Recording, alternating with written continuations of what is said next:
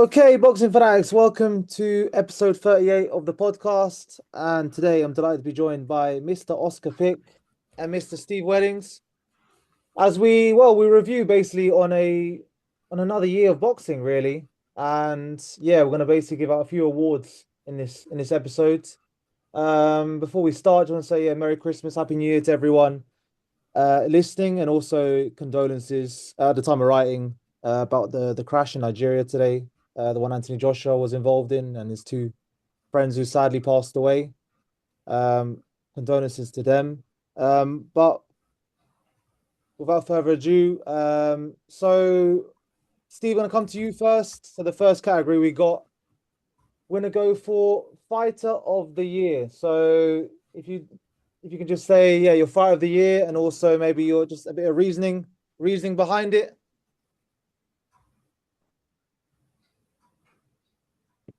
Yeah, I think for fight of the year for me, I know a lot of people are going for Terence Crawford, but I think Bam Rodriguez gets my vote.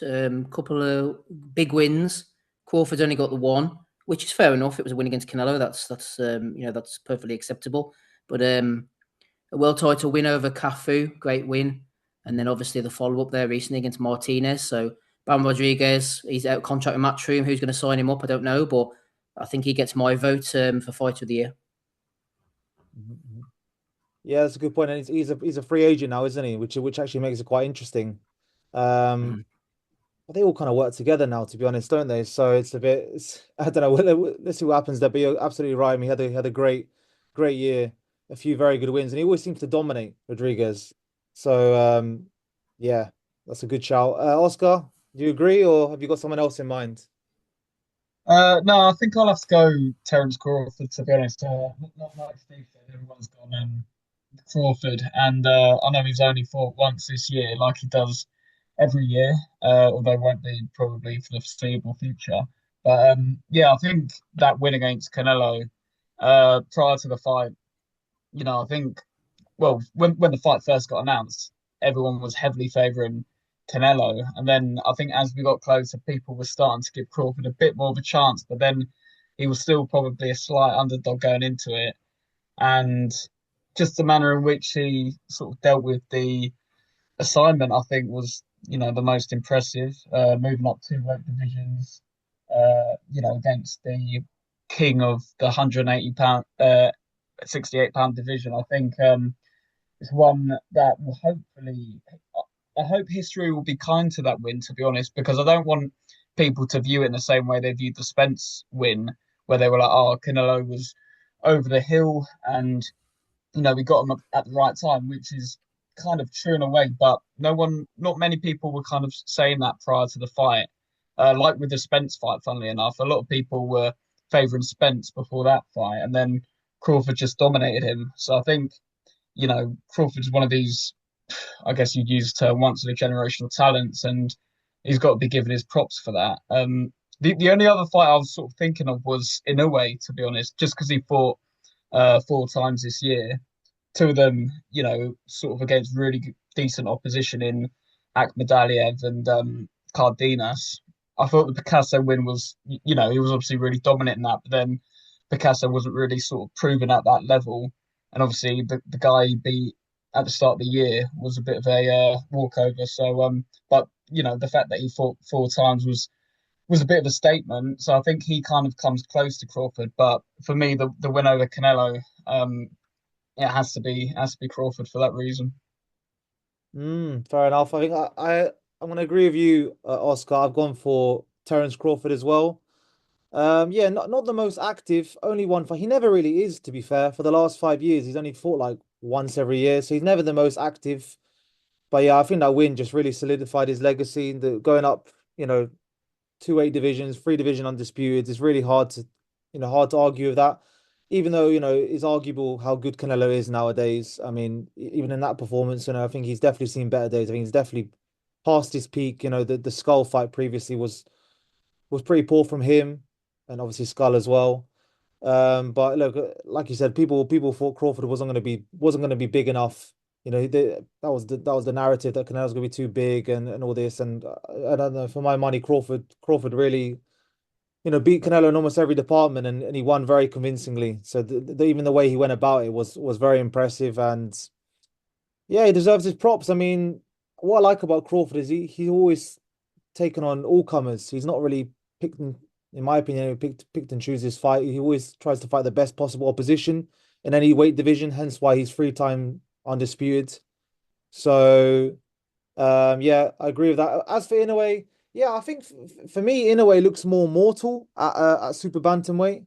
He doesn't look as dominant. He looks more beatable, to be honest. Mm. He still had a few good wins there, but he just looks more beatable. Maybe the powers, I don't think the powers carried up as much as it probably has as it was in the lower weight divisions. He's still an exceptional fighter, obviously, but he just looks more beatable. But nonetheless, it's still a very good year for him.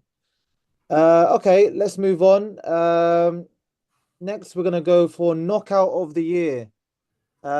Steve, what do you think about this one? Yeah, I've got a couple actually. The one that will give it to is probably the one most people will, but that Brian Norman Jr. knockout of Sasaki over in June, I think it was in Japan, that really set up Devin Haney fight lovely. And obviously that didn't work out for Norman in the end, but the way Sasaki's performance was so strange as well, the way he just kept on motoring forward, taking shots repeatedly. I'm sure people at home as well as Norman were thinking, how long can he do this for? And then Norman just absolutely put him to sleep with that left hook. So that'll be the winner for me. But also, I'll give a shout out to a couple that were on Pro Box TV a week ago or maybe 2 weeks ago. The main event, a man who's already been mentioned on this podcast, Ramon Cardenas, knocked out Eric Robles with a lovely sort of step aside right hand. Robles was hanging around in range, as you're not supposed to do, with his hands down, and Cardenas landed a lovely right hand to the chin and just knocked him out. And that was a great knockout, but also on that card, not to mention the fight that had a double knockdown where the two guys knocked each other down at the same time, which doesn't happen often. Great pro box card it was over in Florida. But I don't know if you guys saw the knockout by a guy called Brian Polacco. He's 7-0, first round knockout over Marlon Harrington, who's no world beater. He'd lost before to Marquis Taylor, Adriel Holmes, had a couple of losses on his record, but Polacco caught him with a beautiful right hand again, just as they were coming out the clinch. The head was rocking from side to side. Referee didn't even take up the count. Harrington was just prone on the canvas. Brilliant knockout. But I think for Normans, probably eclipses those because they were of a sort of lower level. But this was on the world stage at the highest level. And when you deliver those type of performances, when the pressure's on in those kind of fights, I think it makes it all the more special. So Brian Norman against Jin Sasaki for me, though. Fair enough. And I think that knockout by Brian Norman really rose his stock like massively. I think prior to that, he was rated, but I don't think he was as rated as after. That knockout really made him, you know, superstar's a big word, but I mean, it rose his stock and made people think he could beat Devin Haney, basically. A lot of people were picking Brian Yeah. Norman against Devin Haney because of that performance, because of that knockout. So yeah, it's a lovely shot, and yeah, I mean highlight reel knockout. So Yeah. no complaints there. Definitely a good contender. Oscar, what about you? Yeah, no, obviously the Brian Norman Jr. knockout was sensational, but I've actually gone with Steve's Fighter of the Year, Bam Rodriguez. His knockout against Fernando Martinez, I thought that slightly eclipsed Brian Norman Jr.'s one. Just in terms of how he set it up. I think as Steve mentioned, you had Jin Sasaki, who was almost kind of there for the taking, really, and he almost kind of walked onto that left hook, but then obviously Martinez wasn't maybe as impressive as some probably thought he would be, but he was still, sort of a strong enough challenger, I guess, to warrant a semi-competitive. Well, it wasn't competitive, but in terms of his resistance, I feel like he showed a lot of durability in there. And then Bam just completely punctuated his performance with that right hand to finish it off, or was it a left hand? I can't quite remember, but it was just the sort of little step to the side and just him finding that opening, and just the timing of it I thought was perfect, really.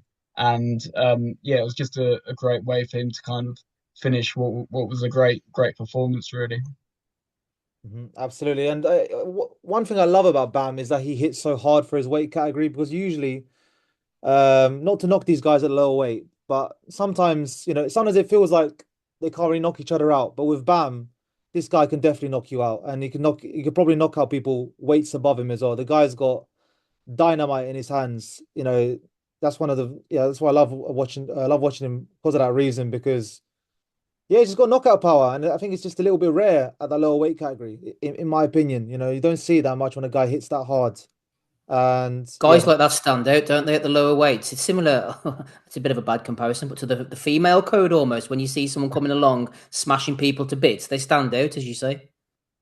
no, that's a good point. 100%, 100%. And look, we're here to be entertained as well. We love the boxing, but we need some knockouts. We definitely, it brings eyeballs, doesn't it? The knockouts, and yeah, Bam does that in abundance, for sure. For myself, I want to go different to both you guys. I'm actually going to go for Alexander Usyk versus Daniel Dubois for a few reasons, to be fair.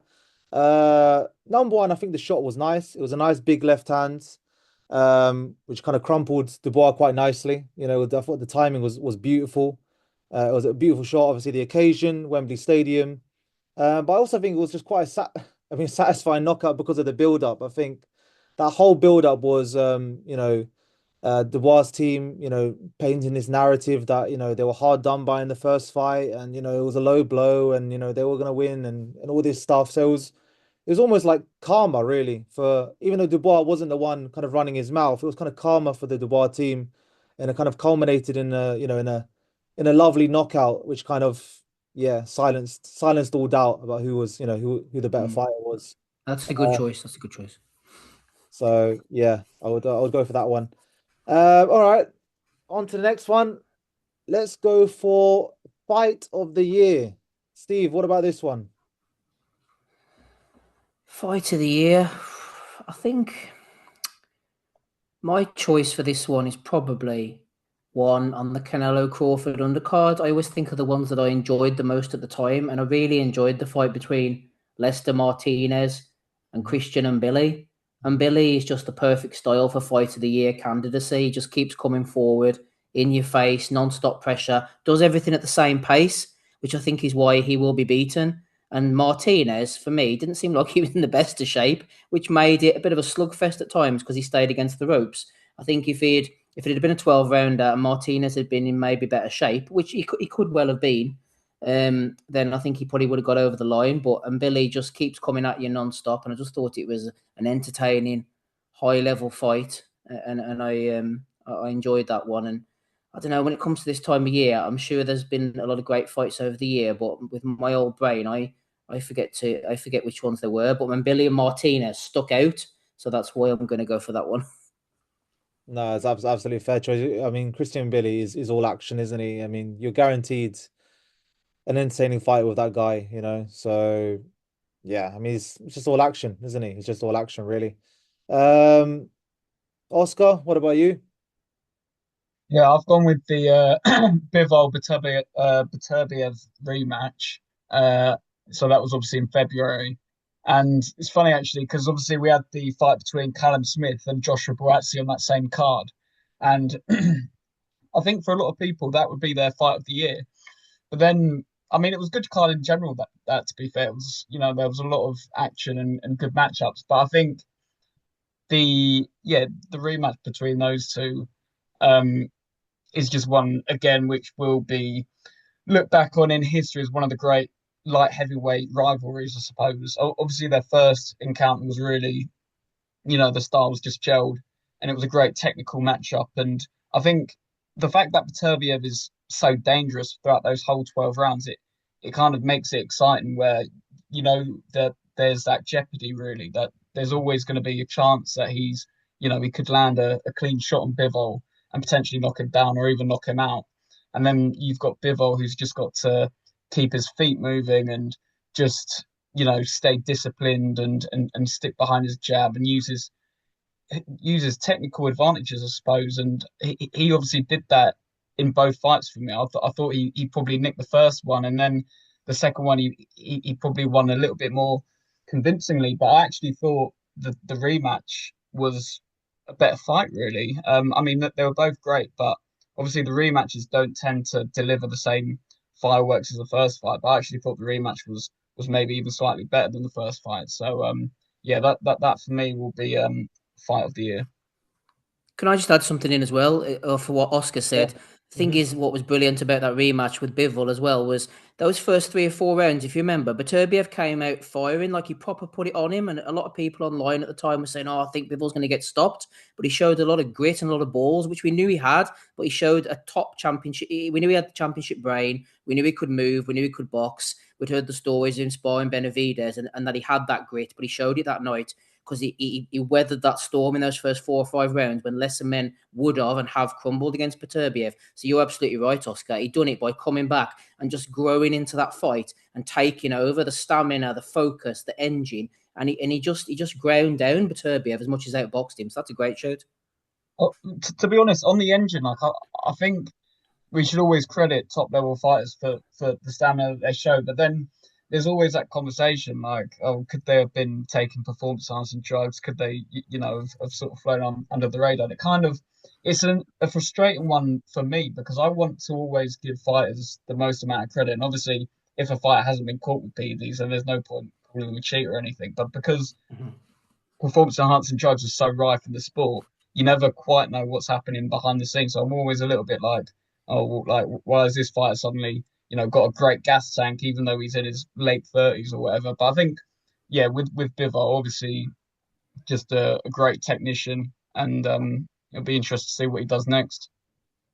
Yeah. Yeah, I mean that fight. I mean, what I like about Bivol in that fight, I mean, he was forced to stand his ground. Really, that's what kind of made it entertaining. He had to, let the combinations go a lot more than in the first. Because in the first fight, I wouldn't say he ran, but he kind of was on the back foot a lot more, and that didn't work. That didn't give him the rub of the green from the judges. So he had to hold his ground, and yeah, he let his hands go beautifully in that second fight. And then he lit Beterbiev up, like a Christmas tree at times in that fight. It was beautiful to watch. And also, with elite fighters, sometimes you do get a bit of like a fight which is too technical, but yeah, their styles just always gel. It always just turns out to be a good fight. It's always, like Oscar says, always got that jeopardy. You always feel like someone like, especially Bivol could get hurt any moment by Beterbiev. Which isn't always the case when you see two elite fighters. Sometimes it is too technical and a bit too almost a bit too careful. So yeah, definitely a very fair shout.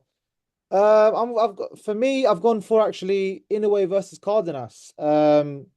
Simply because I like the jeopardy in that fight. To be fair, Inoue getting knocked down fairly heavy. He's been floored by a left hook a couple times now, and I like how Cardenas he just never gave up that fight. You always felt like you know that fight was almost like Inoue was kind of I don't know vulnerable, but you always felt like Cardenas was always trying to get the knockout, and it was for as long as it lasted, it was very entertaining to be fair, very entertaining fight. But Inoue did what he did in the end, and just was too good in the end. But while it lasted, I thought it was really entertaining, and Cardenas was well in it. It was a bit of a shootout at times.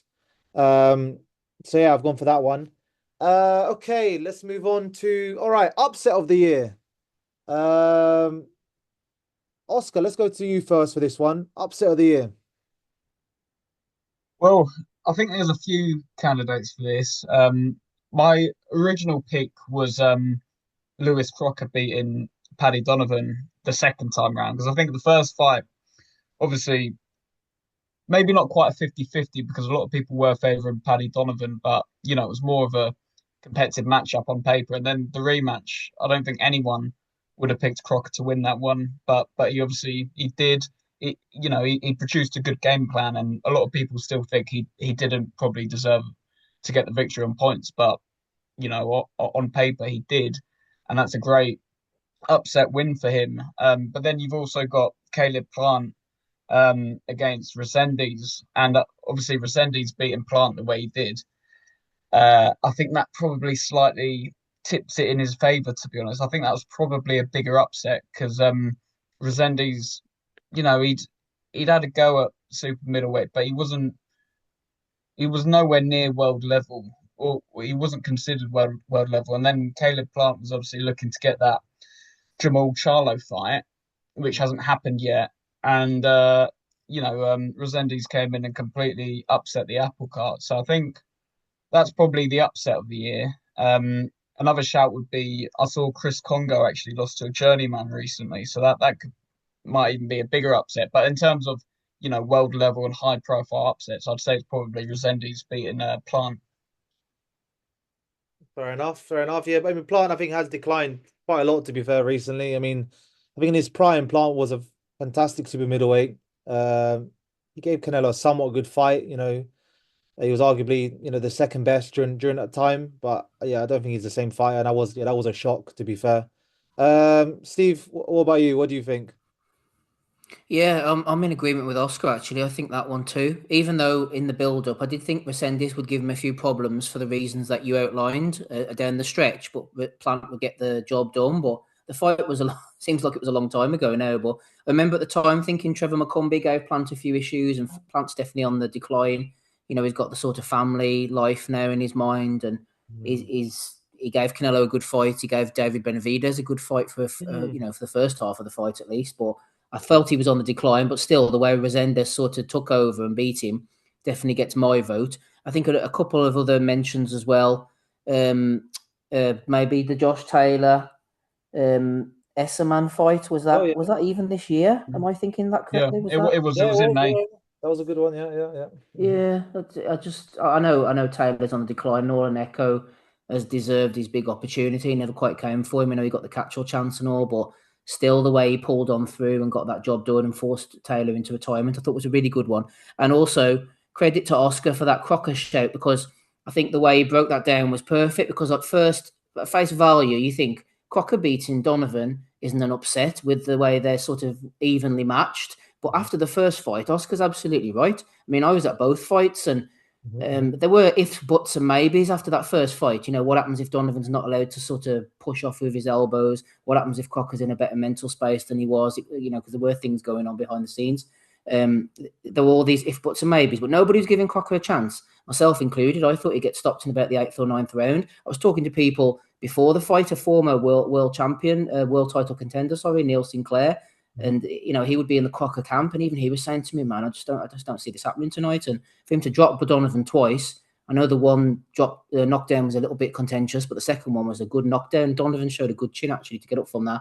And Mhm. I thought Donovan might have just nicked it towards the end. It was a close fight, though. There weren't a lot of punches being thrown, and Crocker made himself the puncher in that fight. They're a great game plan, really, if you think about it, which makes it even more of an upset. They went to her back and they said, we can box off the back foot here. We can bring Donovan onto us. We can show the judges that we're the puncher here, and that Donovan's afraid to sort of come into our wheelhouse, and all those things lead to Oscar's pick. It is a good one, man. You wouldn't consider it an upset, but going into that fight, even the mood between the camps and that wasn't striking me as confident, and the way Crocker pulled it off, that's a definite shout for an upset. No, I was going to say if I say something quickly, it's interesting how the tables have turned, where everyone before the rematch was talking about Paddy Donovan, how if he was to become world champion, he'd be this next sort of star, I guess.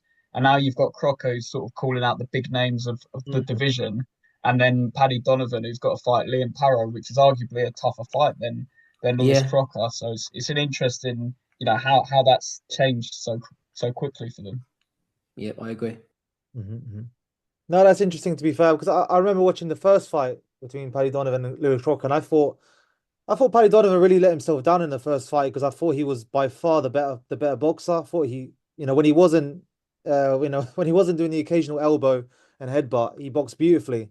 And yeah, I think in the rematch, most people expected him to win. If he could keep his discipline, to win quite handedly, but it didn't happen. It was a close fight in the end. And yeah, you have to give big credit to Crocker. That is a good win. And like you say, now he's in a driving seat. He's gonna have a big opportunity. Um, so yeah, a good pick. For myself, I've gone for a bit more of a high profile one. I've actually gone for Fabio Wardley stopping Joseph Parker. I remember looking at the odds for this, and I thought the odds were just crazy in favor of Parker. Parker at the time, many thought he was third best heavyweight in the world, on a really good run, beating Wilder, beating Zhang. It was like Parker 2.0. And then yeah, the fight just Parker, whatever you can say, whatever, wrong game plan, whatever.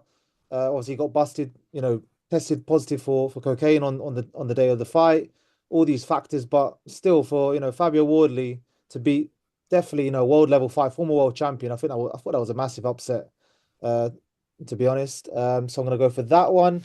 You Uh, could throw Wardley in as well for knockout of the year, really. I know yeah, against yeah. Justice Hune because Oh of the yeah. the comeback and the context and the stakes. 100%, 100%. No, that's a brilliant shout. That's a brilliant. I mean, he was losing every round, wasn't he, against Yeah, against Justice Uni? So that's a brilliant shout, to be fair. And what a right hand that was as well. I mean, yeah. So we want about Wardley. He can definitely whack for sure. He could definitely whack yeah, for yeah. sure.